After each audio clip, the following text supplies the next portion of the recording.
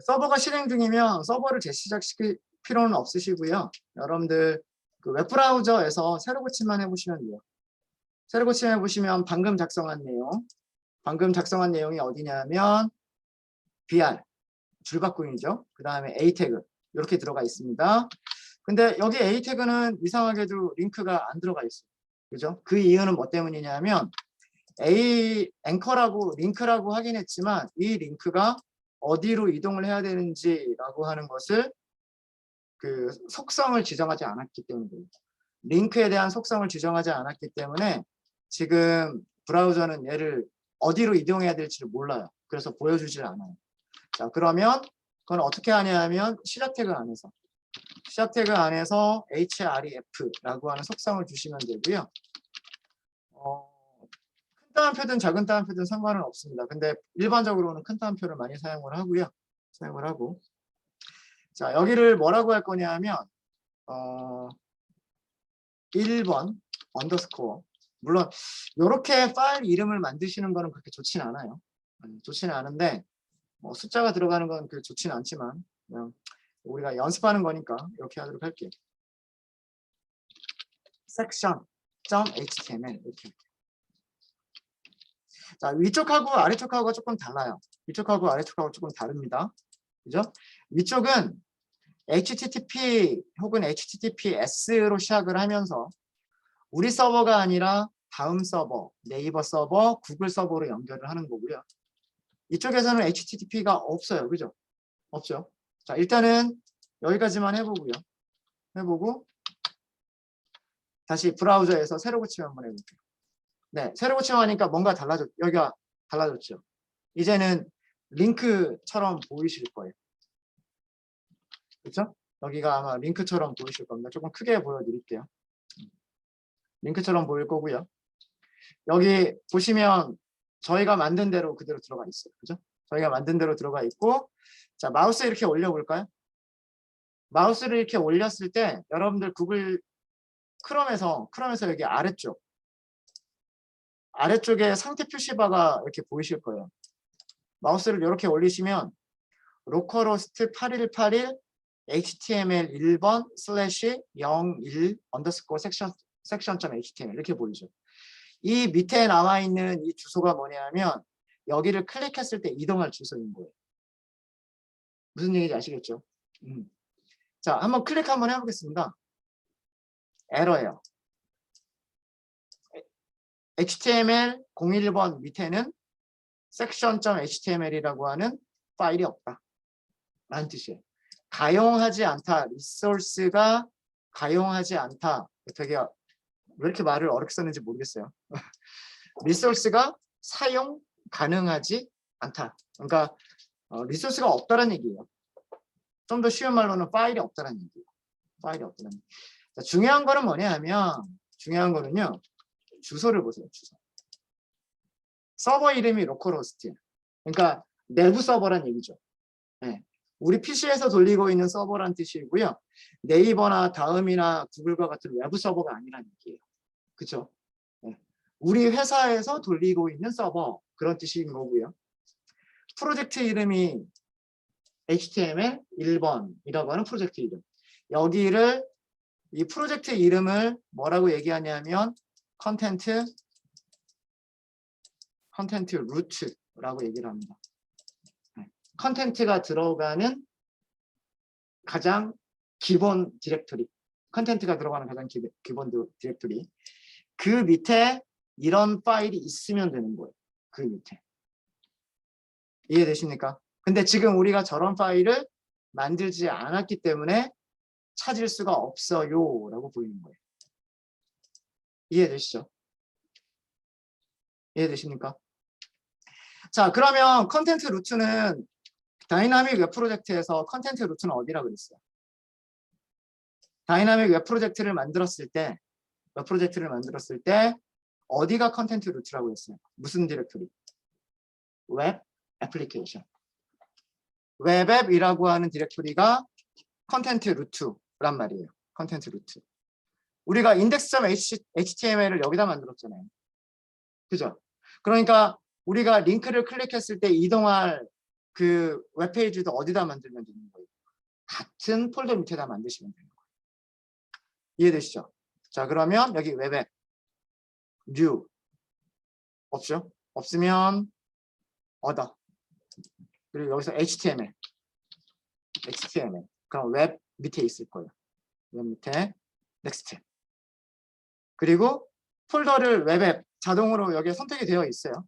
여기에 선택되어 있는 상태에서 아까 우리가 만들려고 했었던 게 1번 section.html 이렇게 만든 거죠. 그래서 finish. 자, 그러면 여기까지 자동으로 만들어줍니다.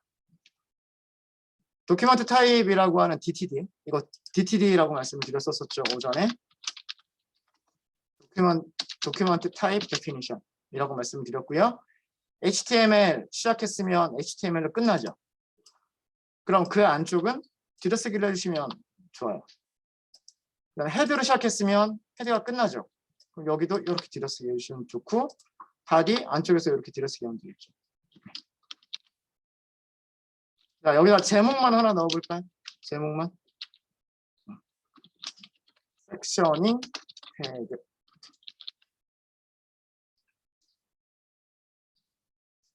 자, 파일을 만드셨죠? 파일을 만들었습니다. 아, 여기도 이렇게 할까요? 여기 섹셔닝 태그 이렇게 할게요. 타이틀도 넣어보고요. 타이틀도 넣고 H1도 넣어보도록 하겠습니다.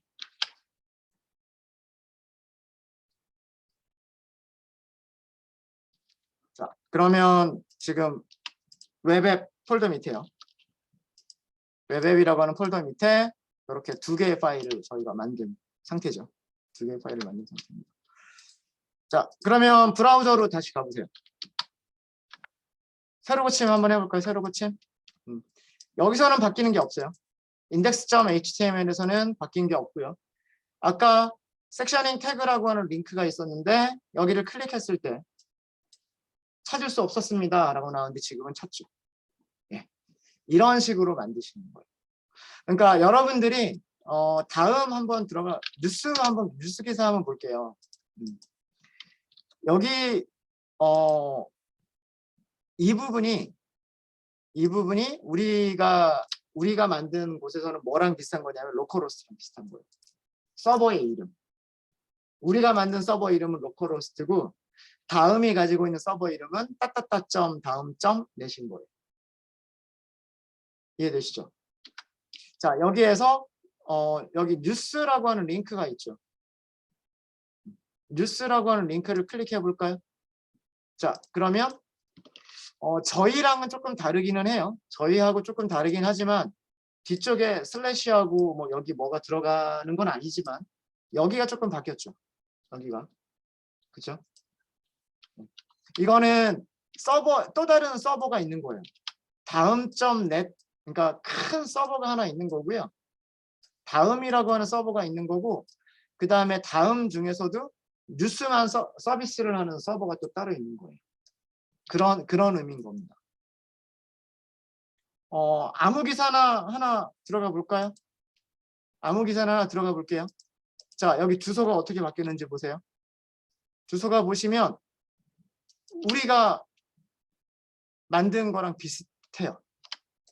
웹서버에 주소가 있고 뭔가 중간 단계 폴더 이름 같은 게 있고 그 다음에 HTML이라고 파일 확장자가 붙어 있지는 않지만 어떤 파일이냐라고 하는 게 여기 있는 거예요.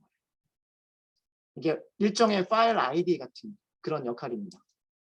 구조 아시겠죠? 그러니까 지금까지 여러분들은 웹서핑을 되게 많이 하시기는 하셨겠지만 이 주소를 눈여겨보지는 않으셨을 거예요. 근데 웹이 다 이런 식으로 이루어져 있습니다. 그리고 여기서 뭐 이렇게 다시 링크 따라서 들어가잖아요. 이렇게 링크 따라서 들어가면 여기가 또 이렇게 바뀌죠.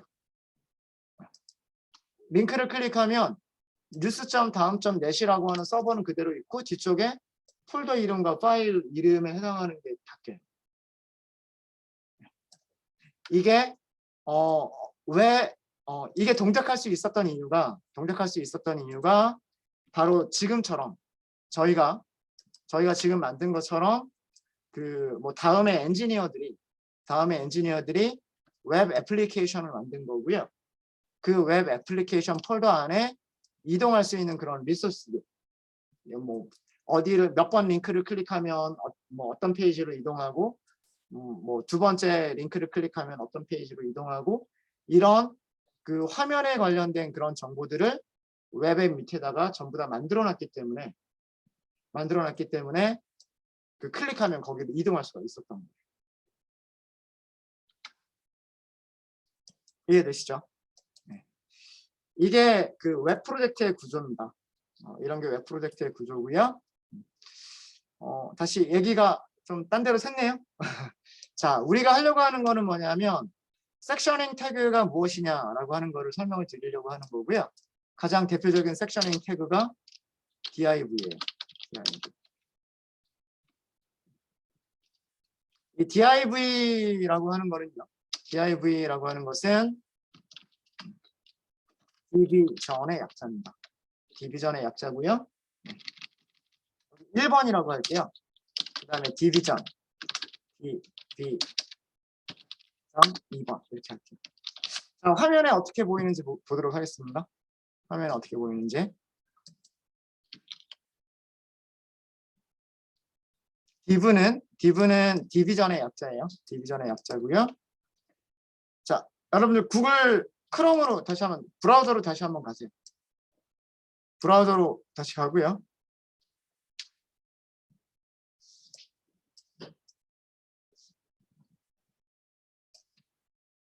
새로 고침 한번 해볼까요? 새로 고침. 여기가 생겼죠? 여기 생겼습니다. 생겼는데, 자, 볼게요. 여러분들 박스 모델이라고 하는 거를 잘 아셔야 돼요. 박스 모델이라고 하는 걸 아셔야 되는데 그게 뭐냐면 그 HTML 엘리먼트가 차지하고 있는 공간 크기를 얘기를 해요. 자, 여기 H1을 제가 이렇게 할게요. H1을 이렇게 했습니다. 자, 여기 개발자 도구를 보시면은요. 개발자 도구를 보시면 저 박스 모양이 나와요. 그렇죠? 이렇게 박스 모양 보이시죠? 컨텐츠가 어디서부터 어디까지를 차지하고, 패딩이 얼마를 차지하고, 보더가 얼마고, 마진이 얼마다. 그래서 H1이 전체 차지하는 영역은 이만큼이다 라고 하는 걸 보여주죠. 그러니까 지금 눈에 보이진 않지만 H1이라고 하는 그 엘리먼트가 차지하는 영역이 그 브라우저에서 요만큼의 크기를 차지하고 있었던 거예요. 요만큼의 크기를. 그거를 그 개발자 도구에서 이렇게 볼 수가 있어요. 이렇게 볼 수가 있고, 여기 있는 요 크기 있죠. 요 크기. 요 크기가 뭐냐면 그 안쪽에 있는 컨텐츠의 크기예요. 컨텐츠의 크기. H1이 차지하고 있는 컨텐츠의 크기. 그게 파란색이에요. 파란색. 요 부분. 요 부분입니다. 요 부분. 요 부분. 보시면 세로 길이는요. 세로 길이는 이 폰트 크기가 차지하는 영역만큼은 세로 길이가 차지하고 있어요. 그런데 가로 길이는 폰트 크기만이 아니라 전체 그 브라우저 끝까지를 다 차지하고 있어요. 끝까지. 그게 컨텐츠의 크기가 되는 거고요. 패딩이라고 하는 것은 바깥쪽에 경계선이 있어요. 지금 우리는 눈에 보이는 경계선을 그리지 않았기 때문에 경계선이 있는데 경계선과 컨텐츠 사이의 여백을 패딩이라고 얘기를 해요. 경계선과 그다음에 보더는 테두리선.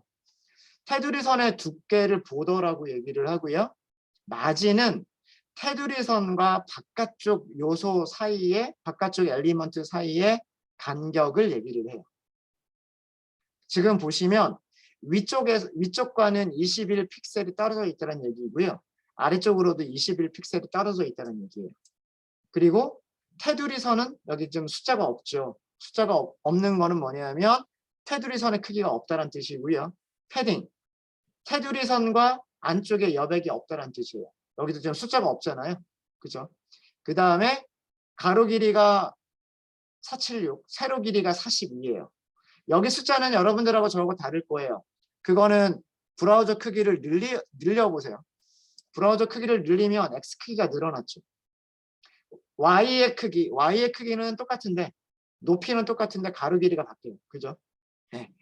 그래서 그 브라우저 크기를 이렇게 왔다 갔다 하다 보면 그 크기가 어떻게 되는지를 아실 수가 있으세요. 이게 박스 모델입니다. 이게 박스 모델이고요. 그 HTML 엘리먼트들마다 그 약속되어져 있는 그런 것들이 있어요. 뭐 테두리 선을 그릴지 말지, 마진, 여백은 얼마나 줄지, 뭐 이런 것들이 정해져 있어요. 그래서 그 정해져 있는 것으로 화면에 그려주는 거예요. 화면에 그려주는 건데 H1은 여백을 가지고 있어요. 마진이라고 하는 여백을 가지고 있습니다. 여백을 가지고 있는데 div를 보세요. div를 클릭해 보면은요. 개발자 도구에서 div를 클릭을 하면 왼쪽에 실제 우리가 화면에 보이는 영역에서는요. 파란색밖에 안 보이죠. 파란색밖에 안 보이고 그 다음에 개발자 도구에서 여기를 더 확인해 보시면 뭐냐면 마진 없어요. 숫자가 없죠. 보더, 테두리선 없어요. 패딩, 안쪽 여백 없어요. 오로지 뭐만 가지고 있어요? 컨텐츠의 가로 길이, 세로 길이만 가지고 있어요. 이게 div예요. 그러니까 div라고 하는 것은 어떤 용도로 사용을 하는 태그냐면 오로지 그 화면에 컨텐츠가 들어갈 자리 그리고 컨텐츠가 들어갈 자리인데 브라우저의 가로 길이를 전부 사용하는 이런 거를 블록 요소라고 말씀을 드렸죠. 블록 요소라고 말씀을 드렸었고요. 그 브라우저의 가로 길이를 전체를 사용하는 컨텐츠가 들어갈 자리를 잡아주는 태그가 division이라고 하는 태그예요. 그래서 division은 마진도 없고요. 테두리선도 없고요. 패딩도 없어요. 단 우리가 CSS라고 하는 것을 이용해서 저 디비전에 여러 가지 크기를 줄 수가 있어요. 되셨습니까? 아래쪽에 있는 것도 마찬가지죠. 그래서 디비전 설명을 드리면 H1은 헤딩은 설명을 드렸죠. 헤딩은 설명을 드렸고 이 디비전이라고 하는 거는 뭐냐면 오로지 그 화면 브라우저에서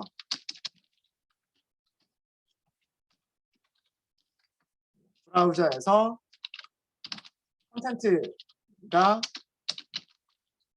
들어갈 영역 그리고 그 영역은 블록 영역입니다. 화면 가로 길이를 전부 사용하는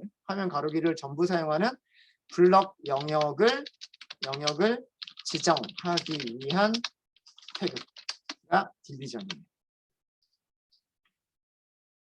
이 디비전 우리 나중에 굉장히 많이 사용을 할 거예요. 어떤 때 디비전 많이 사용을 할 거냐면 저기다가 스타일 입히려고 뭐 테두리 선 주고 그 다음에 뭐 안쪽에 여백 주고 바깥쪽 여백 주고 그렇게 해서 우리가 예쁘게 화면을 꾸미기 위해서 지금 예를 잠깐 좀 보여드릴까요? 예를 잠깐 좀 보여드리면 다음 보죠. 다음.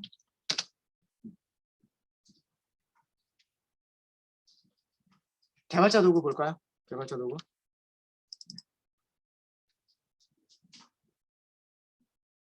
자, 여기 이미지들 이렇게 보이잖아요. 그죠? 여기 이렇게 이미지들 보이잖아요. 그 다음에 여기 이렇게 보이죠. 그렇죠? 자, 마우스 요 부분 개발자 도구에서 보시면 이렇게 있어요. 이렇게. 네. 이렇게 있고요.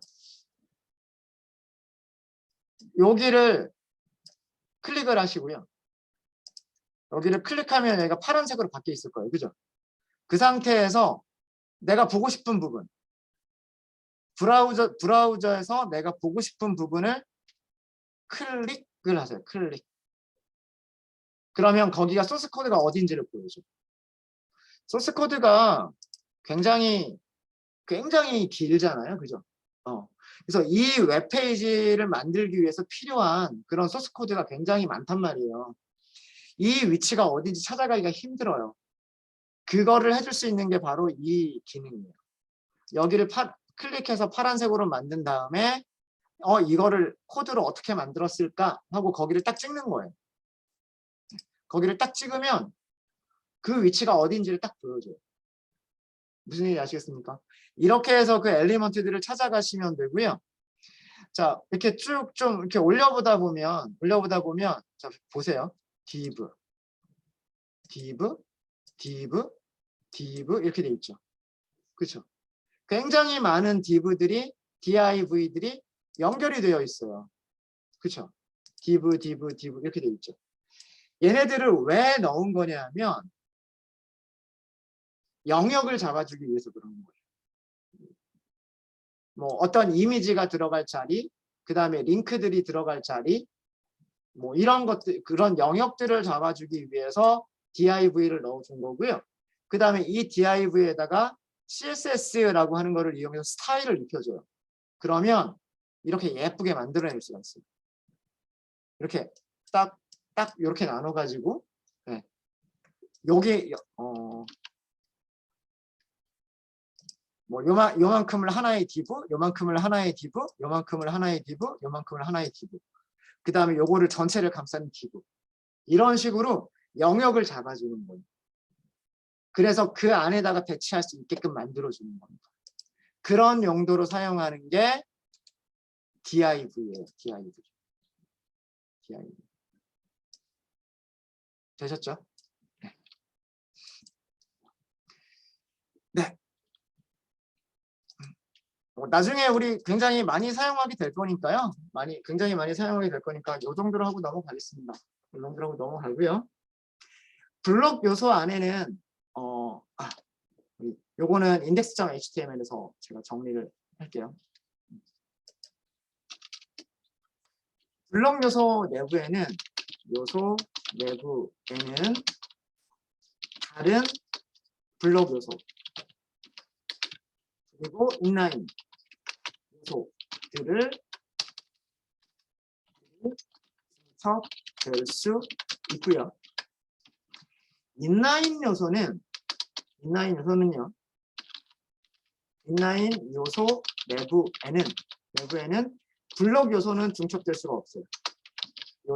블록 엘리먼트는 중첩될 수 없고 인라인 요소들만, 또 다른 인라인 요소들만 중첩될 수 있어요. 이거 굉장히 중요한 차이점입니다. 네. 블록 요소 내부에는 인라인 요소도 올 수가 있고 블록 요소도 올 수가 있어요.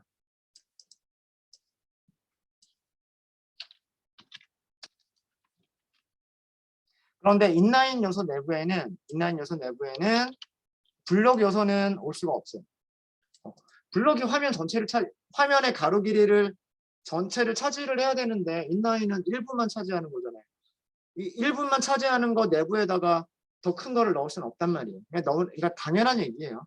너무 당연한 얘기고, P라고 하는 게 블록 요소라고 제가 말씀드렸죠. P를 섹션에서 한번 사용을 해보도록 할게요. 자, P를 하시는 방법입니다. 여기를 이렇게 내릴게요. 이렇게 하고요. 여기는 제가 디비전 2라고 하지 않고요. 여기는 P.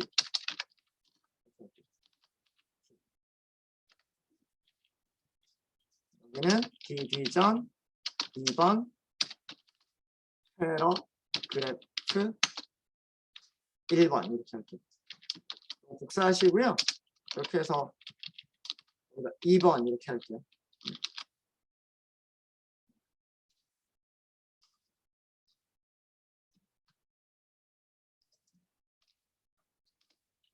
P라고 하는 태그는 패러그래프 아래쪽에 있지만 패러그래프의 약자고요. 패러그래프의 약자고 그 텍스트 문단이 들어갈 영역을 하기 위한 태그가 P라고 하는 태그예요.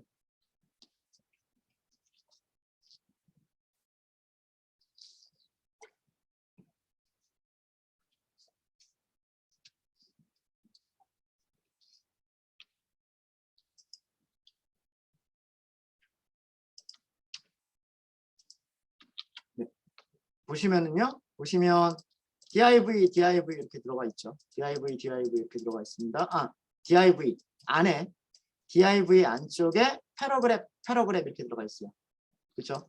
그러니까 이것도 div가 부모 요소가 되는 거고요. 부모 엘리먼트가 되는 거고 패러그래프가 차일드 엘리먼트가 되는 거예요. 들여쓰기를 하니까 이렇게 그 하이어라키가 보이죠. 그러니까 계층 구조가 보이는 거예요. 들여쓰기를 하게 되면 패러그래프가 div에 속해 있고 div는 body에 속해 있고 body는 html에 속해 있고 이런 계층 구조를 보실 수가 있으세요. 그러니까 들여쓰기를 하시는 게 코드를 이렇게 시각적으로 판별하기가 쉬워집니다. 그리고 이렇게 왼쪽에 보시면 소스 코드 왼쪽에 보시면은요, 이렇게 접을 수 있는 그 아이콘이 있어요. 단추 같은 게 있죠. 네, 접을 수가 있어요. 예를 들어서 div만 접어볼까요? 이렇게 접혀요. 플러스 마이너스 여기가 왔다 갔다 하죠. 그러니까 어디까지가 div냐 라고 하는 걸 이렇게 접어 놓을 수가 있어요. 그 다음에 어디까지가 body냐 이렇게 접었다 펼쳤다 하실 수 있어요. 어디까지가 헤드냐 이렇게 볼 수가 있고 HTML 전체를 이렇게 접어버릴 수도 있죠. 이렇게. 그래서 이런 것들을 활용을 하시면 이클립스의 이런 기능을 활용을 하시면 그 문서가 어떤 구조로 이루어져 있는지를 뭐 또 쉽게 파악하실 수 있으십니다. 자, 어떻게 만들어졌는지 다시 웹브라우저로 갈게요. 웹브라우저 다시 열어보시고요. 새로 고침 한번 해보세요. 자, div 아래쪽에 있는 패러그래프 들어가 볼게요. 자, 이제 div가 차지하는 영역은요. 두 번째 div입니다. 두 번째 div가 차지하는 영역은 보시면 왼쪽에 보시면 디비전 2번에 패러그래프 1번과 패러그래프 2번을 다 감싸고 있어요. 그런데 여백은 하나도 없죠. 그렇죠? 오로지 패러그래프 2개가 들어가는 그 영역 전체를 감싸고 있고 보시면 바깥쪽 여백이라든가 테두리 선이라든가 안쪽 여백이 없어요. 오로지 이 패러그래프이 들어가는 그 영역만큼만 딱 이렇게 되어 있어요. 이렇게. 그게 div이고요. div이고 패러그래프 볼까요?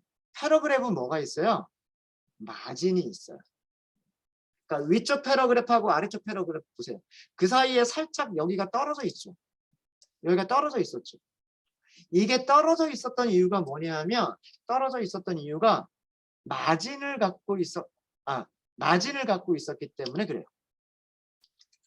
위쪽 패러그래프하고 아래쪽 패러그래프가 서로 마진을 가지고 있었던 거예요. 마진을 가지고 있어서 아까는 디비전 1번하고 디비전 2번이 딱 붙어 있었을 거예요. 그렇죠? 딱 붙어 있었죠. 근데 지금은 여기도 떨어져 있단 말이에요.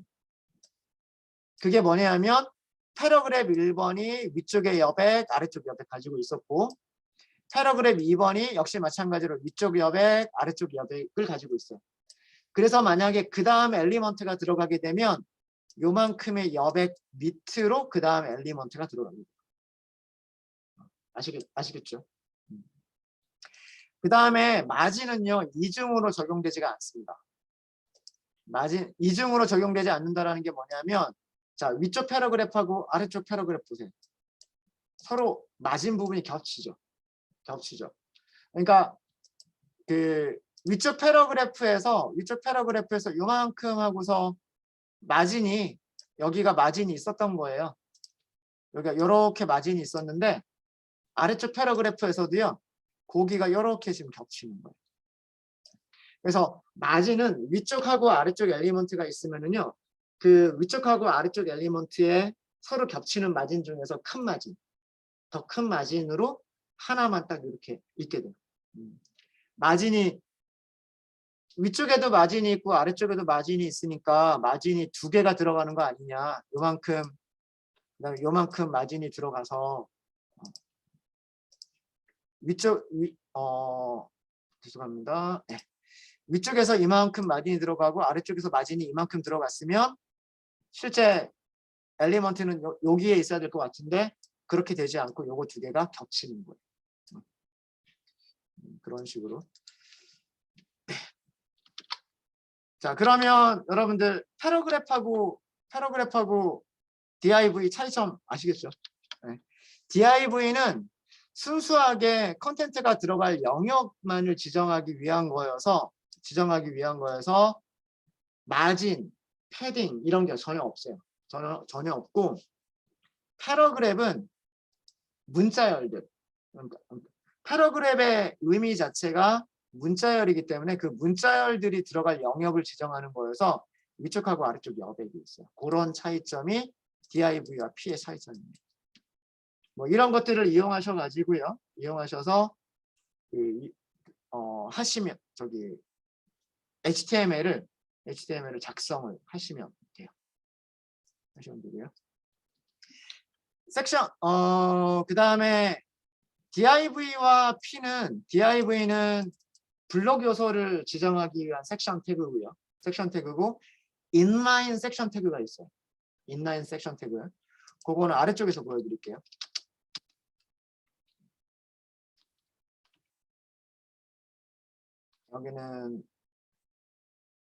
여기도 H1이라고 할까요? H1 이렇게. inline 섹션 태그.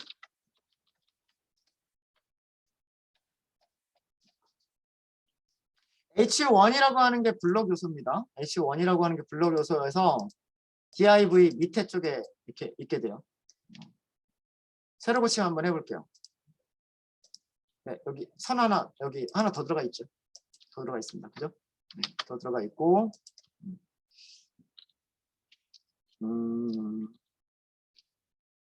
그 다음에 여기 요것도 하나 해볼게요. HR이라고 하는 게 있어요. HR.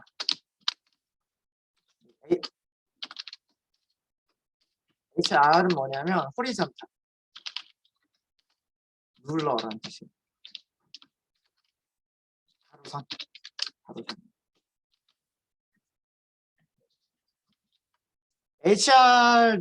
HR도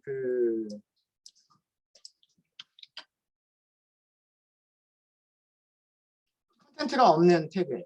컨텐츠가 없는 HTML 엘리먼트고요. 그래서 끝날 때 그냥 이거 없어도 되고요. 없어도 되고 이렇게 끝내셔도 되고. 자, 뭐가 생겼는지 볼까요? 새로 고침 한번 해보세요. 여기 선 하나가 더 들어갑니다. 이렇게. 요게 HR, 호리존탈 룰러라고 하는 겁니다. 여기 보시면 이렇게 개발자 도구에서 바로 보이시죠? 이렇게 보이시죠? 자, 다시 여기로 갈게요. div를 먼저 만들게요. div.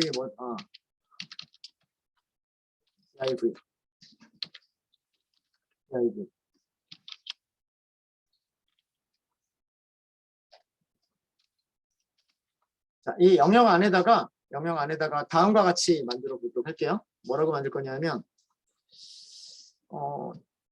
신문기사 중에서 아무 신문기사나 글씨들을 조금 가지고 와볼게요.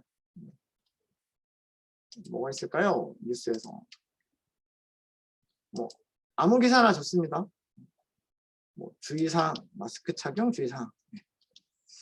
이런 게 있네요. 그냥 적당하게 복사하시고요. 아무 글이나 크게 내용은 중요하지 않아요. 내용은 중요하지 않고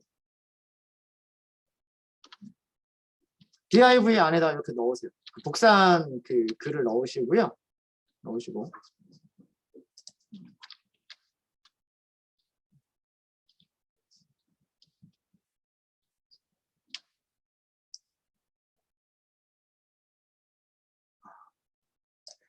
마스크 안쪽에 이렇게 가드 넣는 게 성능을 떨어뜨린다고 하는군요. 내용이 중요한 건 아니고요. 자, 무엇을 하려고 하는 거냐면 다음과 같은 거를 하려고 하는 거예요. 자, 마스크라고 하는 단어에다가 여기다가 제가 이렇게 하고요. 여기다 스펜 이렇게. 그리고 여기를 이렇게 할게요. 아마 이거 자동 완성이 될 거예요. 자동 완성이 될 겁니다.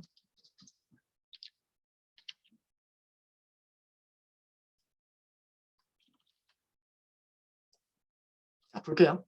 보겠습니다. 작성하셨으면 다시 브라우저 새로 고침. 뭐 별로 달라지는 건 없어요. 그냥 글자가 이렇게 나와 있죠. 그냥 글자가 이렇게 나와 있는 것 뿐이에요. 자, 그런데 개발자 도구를 보세요. 개발자 도구를 보시면 스팬이라고 하는 부분이 있고요. 스팬이 무엇을 감싸고 있죠? 마스크라고 하는 텍스트를 감싸고 있어요. 그렇죠? 딱 어디까지만 감싸고 있냐면 마스크라고 하는 그 컨텐츠가 들어가는 딱 그 크기. 그 크기. 글자 3개가 들어가는 딱 그 크기만 딱 감싸고 있는 게 뭐냐면 그게 스팬이에요. div가 블록 영역을 잡아주는 거라면 스팬이라고 하는 거는 인라인 요소가 들어갈 위치, 를 잡아주는 게 그게 스팬이에요. div가 마진도 없었고 보더, 테두리 선도 없었고 패딩도 없었던 것처럼 마진, 바깥쪽 여백, 보더, 테두리 선, 그리고 패딩, 안쪽 여백 이런 게 전혀 없는 블록 요소가 div였었던 것처럼 스팬은 인라인 요소를 감싸기 위한 용도로 바깥쪽 여백 마진도 없고 테두리 선도 없고 안쪽 여백 패딩도 없는 오로지 인라인 그 컨텐츠가 들어가는 가로 세로 그 크기만 딱 잡아주기 위해서 필요한 태그가 스팬이라고 하는 거예요. 스팬. 자, 이것도 만든 이유가 뭘까요? 나중에 CSS 잡기 위해서 여기에 스타일 주기 위해서 딱 저만큼의 크기만 딱 선택을 해서 저기를 뭐 색깔을 바꿔준 폰트의 색깔을 바꿔준다거나 폰트의 크기를 바꿔준다거나 뭐 폰트를 뭐 굵은 볼드체로 바꿔준다거나 이탈릭체로 바꿔준다거나 이런 등등등 이런 역할들을 하기 위해서 하는 게 뭐냐면 그게 스팬이에요. 스팬. 그래서 그 인라인 블록 섹셔닝 태그는 div가 있고요. 블록 섹셔닝 태그는 div가 있고 그 다음에 인라인 섹셔닝 태그에는 스팬이라고 하는 게 있는 거예요. 스팬. 그냥 이런 게 있다. 나중에 우리가 스팬을 이용해서 스타일을 잡을 때 사용을 할 거다. 딱 요 위치까지만 스타일을 잡을 때 사용을 할 거다. 네, 그런 정도로 생각을 해주시면 될 것 같습니다. 네. 어려운 거 없죠? 그렇죠? 어려운 거 하나도 없죠. 네. 그러니까 이런 거가 뭐가 있나? 여기는 블록이라고 할게요. 네, 여기다가도 주석으로 설명을 드릴게요.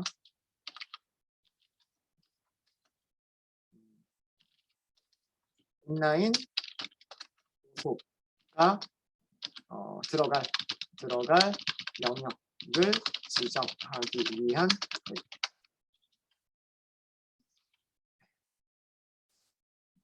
스팬입니다. 그 다음에 이렇게 글자들을 이렇게 쓰실 때 이렇게 줄바꿈을 넣으셔도요. 뭐 여기서 제가 줄바꿈을 했죠. 줄바꿈이 들어갈까요? 안 들어갈까요? 줄바꿈 들어가지 않습니다. 네. 줄바꿈 들어가요? 안 들어가요? 그냥 한 줄에 쭉 그려져요. 그죠? 여기가 브라우저의 가로 길이가 바뀌니까 이렇게 그 글자들이 밑으로 자동으로 내려가는 것 뿐이지 가로 길이만 충분하면 글자들이 밑으로 내려가지 않아요. 줄바꿈 하려면 반드시 어떻게 해야 된다고 했어요? 줄바꿈 하려면 BR 넣으셔야 돼요. 그러니까 여기서 아무리 이거 이렇게 넣는다고 해도 줄바꿈이 들어가는 게 아닙니다.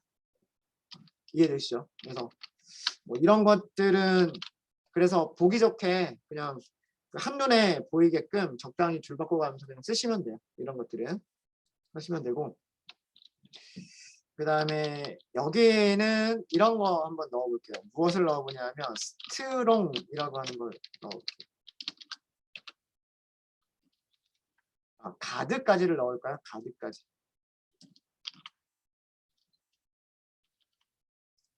이렇게 감쌀게요. 이번에는 마스크 가드까지를 감싸 볼게요.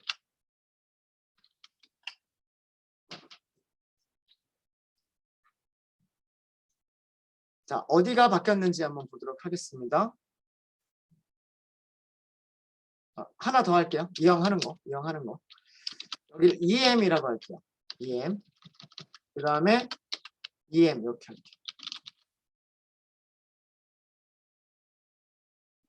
자, 전부 다 인라인 요소예요. 인라인 요소들입니다. 스팬이라든가 스트롱이라든가 EM이라든가 이거 전부 다 그 인라인 요소들이고요. 세로 고침해서 볼게요. 세로 고침해서 보시면 마스크 가드라고 하는 거의 폰트가 어떻게 바뀌었나요? 볼드체로 바뀌었어요. 스트롱이라고 묶어준 부분이 볼드체로 바뀌었고요. EM 보세요. EM은 어떻게 바뀌었죠? 이탈릭체로 바뀝니다. 이탈릭체. 자, 이것도 뭐 일종의 그 인라인 섹셔닝 태그 중에 하나고요. 스트롱과 EM은 전부 다 강조를 하기 위한 용도로 사용을 합니다. 그 스트롱이라고 하는 단어 자체가 강한 이런 뜻이잖아요. 강한. 그러니까 폰트 자체를 굵은 글씨로 바꿔주면서 여기를 강조하는 의미가 있고요. EM이라고 하는 거는 뭐냐면 emphasize라고 하는 영어 단어의 약자예요. emphasize가 뭐 emphasis.가 뭐냐면 이것도 역시 강조란 뜻이죠. 강조. 근데 이 emphasis는 폰트를 이렇게 이탈릭체로 바꿔주면서 강조를 합니다. 강조를 해줘요. 이게 시각적으로는 이렇게 폰트가 바뀌는 거지만 시각장애인들도 웹브라우저 이용할 수 있어요. 시각장애인들은 어떻게 이용할까요? 음성 소프트웨어가 있어가지고 그 웹페이지에 있는 내용들을 읽어줘요. 그럼 자동으로 이렇게 읽어주는 프로그램들이 있어요. 그런 프로그램들이 스트롱과 EM을 이용을 합니다. 스트롱이라고 적혀져 있으면 여기를 좀 더 강하게 읽어주고요. 네. EM이 들어가 있으면 여기도 강조하는 거예요 하고 뭔가 이렇게 억양을 좀 다르게 이렇게 읽어줘요.